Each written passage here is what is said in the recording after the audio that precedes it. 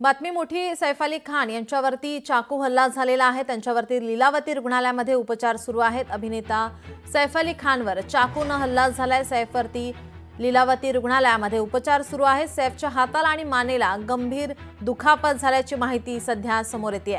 सैफच्या टीमकडून आता निवेदन देण्यात आलेलं आहे।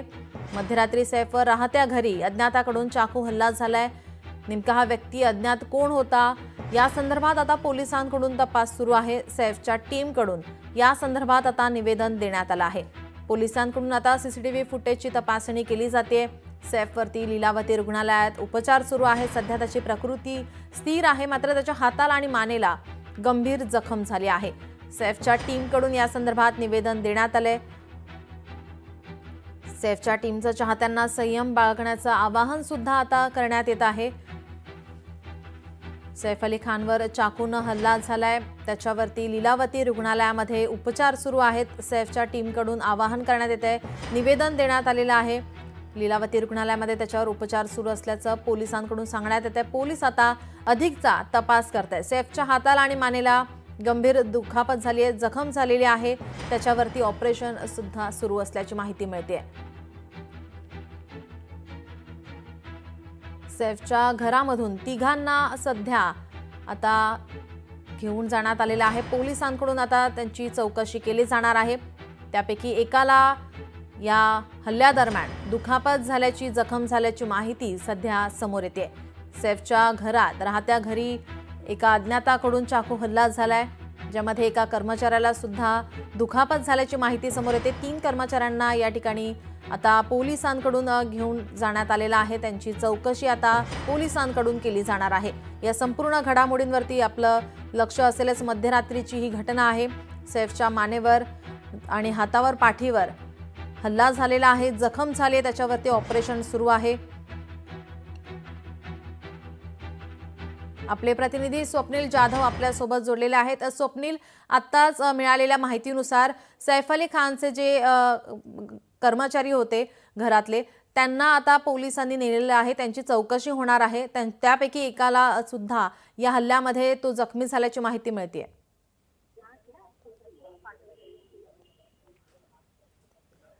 नक्कीच या ठिकाणी पोलिसांचा तपास ज्याप्रमाणे सुरू झालेला आहे त्याप्रमाणे सैफ अली खान याच्या घरात जे कर्मचारी होते त्यांची सुद्धा आता चौकशी करण्यात येते। दरम्यान या सर्वांची 1 बाय 1 एक एक करून चौकशी करण्यात येणार आहे। आणि यामध्ये खरं तर काही सैफ अली खान याच्यासोबत जो हल्ला झाला त्यावेळी एक कर्मचारी सुद्धा त्या ठिकाणी होता आणि तो सुद्धा या ठिकाणी बचाव करण्यासाठी पुढे गेला असल्याची माहिती समोर येते आणि त्याच्यामध्ये तो सुद्धा जखमी झाला असल्याची माहिती समोर येते। त्यामुळे आता पोलिसांकडून हा तपास जरी सुरू झाला असला तरी आता या ठिकाणी घरामध्ये काही सीसीटीव्ही कॅमेरा होता का, घराच्या बाहेरचे सीसीटीव्ही कॅमेरा असतील आणि त्या परिसरामधील सीसीटीव्ही कॅमेरा असतील, या सर्वांची तपासणी सुद्धा पोलिसांकडून केली जाणार असल्याची माहिती ही समोर येते।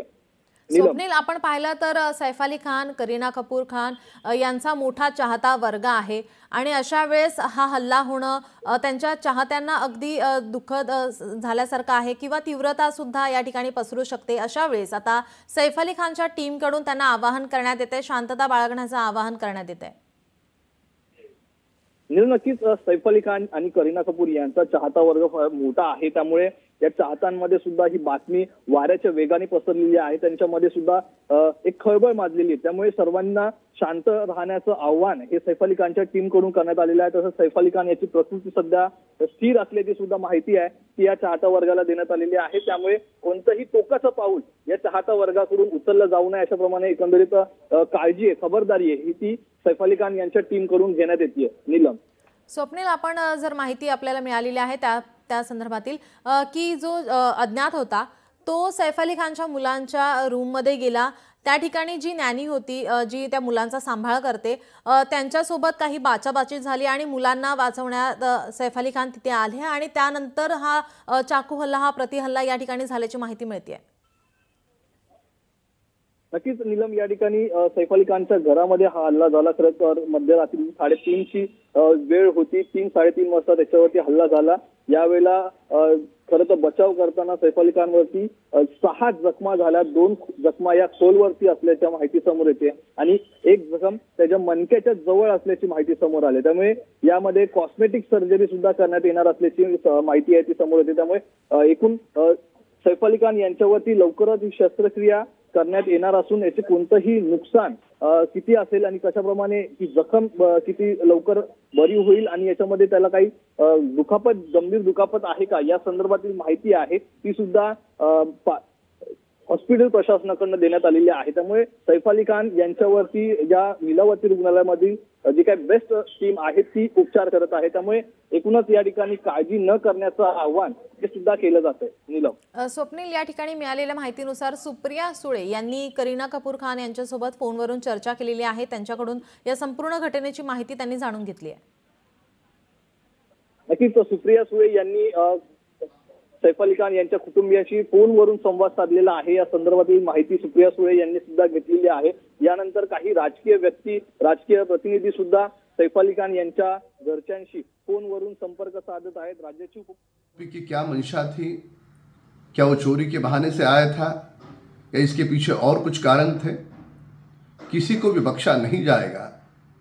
और इस प्रकार की घटनाएं आने वाले भविष्य में न हो, इसकी भी पूरी तरह से पुलिस की जिम्मेदारी है और पुलिस इसका पूरी तरह से ध्यान रखेगी। राजकीय प्रतिक्रिया आता समोर येताना आपण पाहतोय अभिनेता सैफ अली खान याच्यावर मध्यरात्री चाकून हल्ला झालेला आहे। त्याच्यावरती लीलावती रुग्णालयामध्ये उपचार सुरू आहे। हाताला आणि मानेला गंभीर जखम झालेली आहे। सैफच्या टीमकडून निवेदन देण्यात आले, तर या ठिकाणी सैफच्या टीमकडून आवाहन सुद्धा करण्यात आलेलं आहे त्याच्या चाहत्या वर्गांना की कोणतीही काळजी करू नका, संयम बाळगा असं सांगण्यात येते, आवाहन करण्यात येते।